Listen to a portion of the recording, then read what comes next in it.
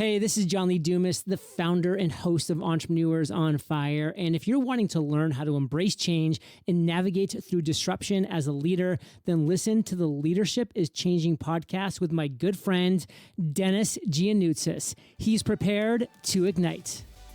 Welcome to Leadership is Changing.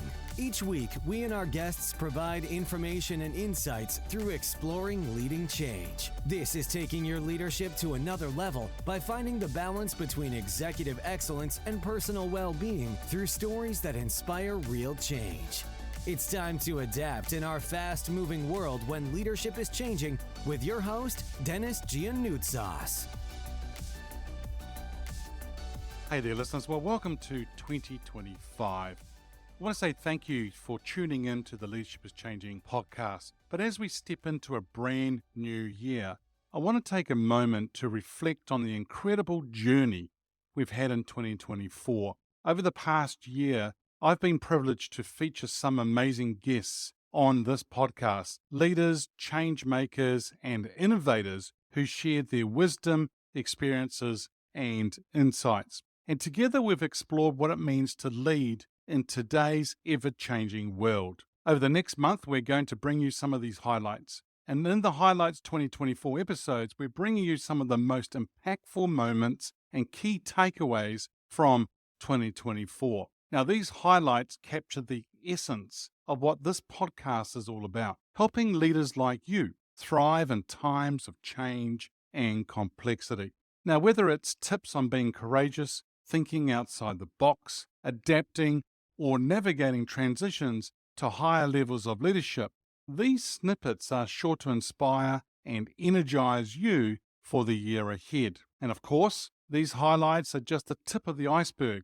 If something resonates with you, I encourage you to go and check out the full interviews from 2024 to dive deeper into the incredible conversations we've had. So let's get into it. Here are the highlights from 2024 on the Leadership is Changing podcast. Have you always been in Virginia? So I was born and raised in Virginia. I actually spent 5 years in Manhattan in New York City. And then I also lived for a bit on the West Coast. So during COVID, it's an interesting fact. My wife and I actually sold our house and we were living in an RV full time, just traveling the United States. So I've just gotten back because we had our first child last year. So that's my arc. Oh, cool. Congrats. Having a first child, that's good. But also traveling throughout. So you would have actually got to see different people's reactions throughout the whole United States throughout the COVID period. Yeah, it was absolutely fascinating. And also traveling during COVID, we were RVing and we were seeing national parks and there was not a lot of people around. So it was a very unique experience where people weren't really out and about. There were no large crowds aggregating. So it was really being able to see the United States in a whole new perspective. So it was wonderful. Awesome. Very good. Now, I've already given a sort of a quick introduction to you, to the listeners, but what we'd love you to do is just to share a little bit more about your background, please. Absolutely. I was originally a student of the sciences. I thought I was going to be a doctor. So I studied biology, chemistry, psychology in my undergrad years. And then at the very last minute, I just realized it wasn't for me. So I just went out and I just tried to get into the business world doing whatever I could. And my background really just by happenstance led me into process engineering early on in that journey. And I just fell absolutely in love. I just thought the combination of scientific principles with observation and business practice, it really just suited me. So I've actually spent my entire career from a very first job in mechanical engineering and process improvement, just studying process, learning about process. I went back to get my master's in business. And then I've been consulting with companies and then on my own for the last about 10 years and just really reading, learning, studying. I'm just a total geek about process improvement and process science. And that's my career in a nutshell. And you have an organization, I think, called Trueville. Is that correct? Yes. So Trueville is our latest venture and it's a software company. So whereas I started doing this process science work in a consulting company, that consulting company is still active. And then just recently we founded Trueville so we could scale some of our practitioner success into software solutions. Excellent. So when you say processes and things like that and around business, can you give us like a layman's term so people can understand what do you actually mean by and what some of the things that you might do? Sure. So process improvement, as you indicated, is very broad. And the businesses themselves are nothing more than collections of processes. So we have a pretty wide scope. But normally the kind of work in layman's terms that we do are when people are realizing that they're having trouble scaling, they're having trouble with automation projects, They're having trouble controlling their costs as they add more headcount. So, very practical things. And when people identify that the problem with that is just a general immaturity of process management, either they don't know their processes well enough or they need an expert to come in and help them draft or design new processes to reach their business objectives around some of those things I talked about. Those are the most common use cases. So a lot of it is doing documentation, analysis, trying to help them understand how their people and their technology can really come together in more efficient ways so they can meet their objectives. Yeah, I love that how you just said that people and technology to come together to make things more efficient and do things better way. And I think there's a lot of people who are afraid of that kind of stuff too, right? About, well, A, they don't know how to do the process thing and not sure how it works, but also maybe afraid of technology too. Do you find that at times? Oh, I find that absolutely. And right now, it's a story of extremes, right? There's some people who are trying to protect the people aspect of business. And then there's a whole cohort now that's just obsessed with artificial intelligence automation and removing people from the business equation. But in reality, it truly is still a very much a harmony of having people and technology come together to really get your business where you want it to go. So, like you said, people are afraid of it for various reasons on one side or the other and what it means for humanity in general. But mostly there's just a lot of misinformation about how a balanced business functions. And that's a lot of the coaching and the work that we do. Yeah, nice. Nice. Very good. Now, tell me, Sam, for a lot of people today, they hear this thing out there called AI, artificial intelligence, things like that, and something like, oh, it's going to blow over. It's not going to be much. And others like, no, you need to be on board with this. What should people be thinking about as leaders who are listening to this episode? What should they be doing in relation to AI and it coming out more? Should they get more involved? Should they become quite savvy with it? Or should they just step back and let's see what happens? Sure. So I'm going to go on a little bit of neither, really. And what I would always say to a leader is you've got to understand your processes first. Yeah. And because the reason I say that is because going into the automation direction, going into the artificial intelligence direction, it's really context specific. It's not for everyone. It really depends on your business and depends on what you're doing. So understanding your process first, what are you achieving? How are you achieving it today? It will give you a hint about whether artificial intelligence, for instance, whether you should be on board or whether you should pause and wait until there's more mature functionality. So I think it really just depends because every business journey is different. And some industries and in some particular niches, you should get on board immediately. And some, it really truly will blow over because there's just no viable way to integrate it into certain business models. Yeah, I like the way you're saying that because I think some people are going to react to it because they think they have to because everyone else and it's a buzzword. But I think the way you just said it is very good. So maybe pause, step back, reflect, and see whether it's your processes and whether it's right for you. And then you can decide whether you're wanting to do it. But I'm here in Anchorage, Alaska, on the other side of the world. wow, I don't think I've interviewed anyone from Alaska before, so I think you're the first. So congratulations. So it's pretty cool. It's a long swim from New Zealand, yeah. Yeah, it is, isn't it? A long swim. It's like when I meet with people and I say to them, whereabouts are you? And they say they're either in Europe or they're in the US somewhere. And I go, they go, where are you? I'm just down the road. Whereabouts? In New Zealand? Oh, yeah, right. Just around the corner. Yeah, that's good. What's it like living in Alaska? How long you been there? Have you always been there? Born and raised, yes. My wife was born and raised as well. We didn't cross paths until our early 20s, but we love it here. Don't get me wrong. There are some challenges. We've had a really long, arduous winter. In fact, we broke some snowfall records, which that means something when you're living in Alaska. If you're living in like the South somewhere, the snowfall record could be like 3 inches. But here you're talking about several feet, and it was cold and it's been just dragging on. We feel like we're living in Narnia this year, but spring is showing some signs of life. And we cheated. We just got back from Phoenix actually early this morning. So if the sun doesn't find us, we'll go find the sun somewhere. But no, it's an amazing place to live, to raise kids. It is absolutely rugged wilderness, absolutely beautiful. I'm 15 minutes from my office, Dennis, but we have bears and moose that walk through our yard and lynx and amazing views of the mountains. It's an incredible balance of living on the edge of that untouched wilderness, but still having all the creature comforts of a decent sized city. Yeah, and the modern world as well, right? And that's amazing having nature there on your doorstep.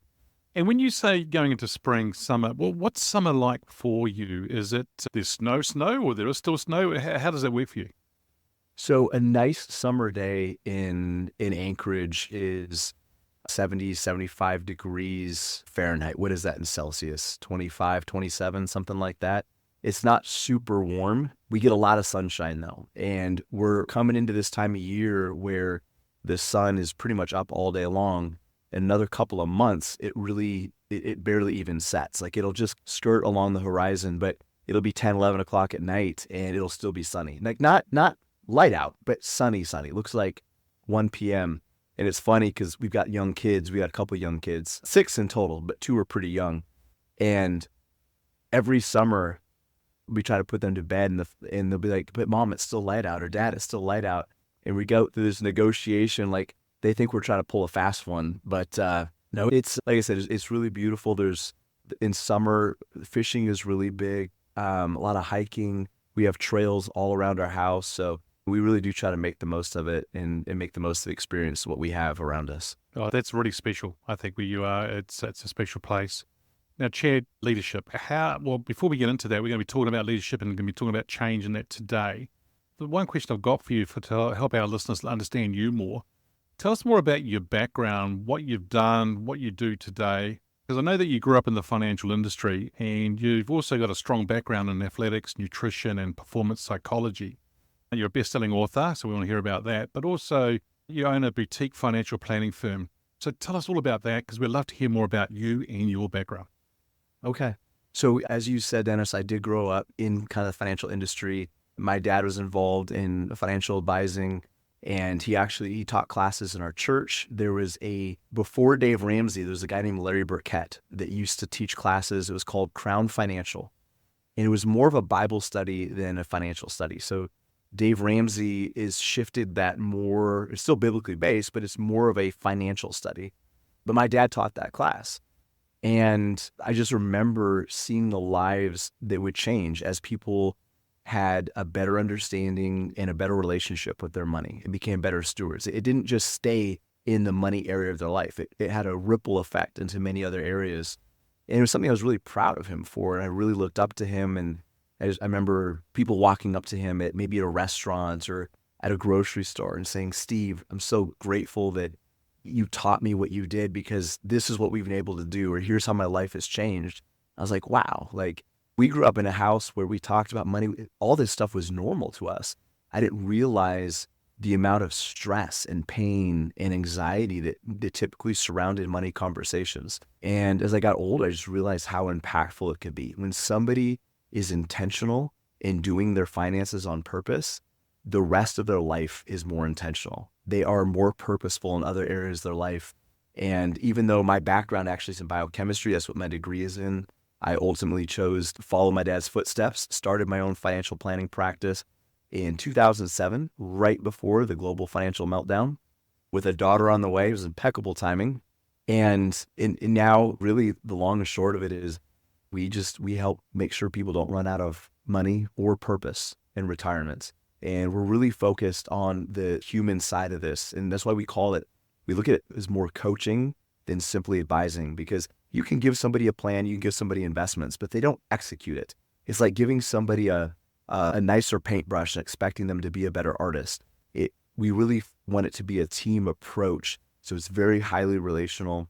And we're not just out there trying to help people find better investments. We're actually trying to help people become better investors.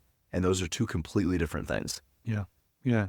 I think what I'm taking away from that is the fact that knowledge is really important. So it doesn't matter what you're doing in life. If you've got that knowledge and that understanding and you're doing things with intent and with a purpose, you're going to be in a better space, in a different spot where you're going to have a lot more balance in your life, whatever is going on for you, because you'll have a lot more confidence, I think, too, because the fact that you do have that knowledge, you've got that intent and purpose in what you're focusing on, which is very important for people to do. Very good.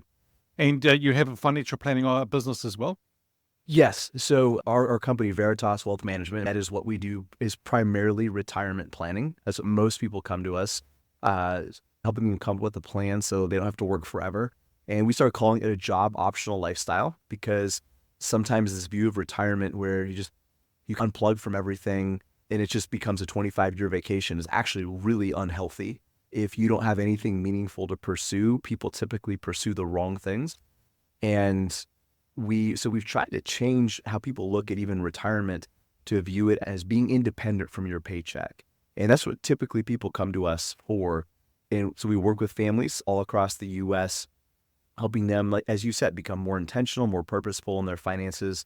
And like you said, it is about education, but it's also about execution, implementation, because there's a lot of people that have a lot of knowledge, but they don't do the difficult things. They don't do the hard things. And very much in leadership, people who read tons of leadership books, and it's hard. It's hard leading people. It's hard leading yourself.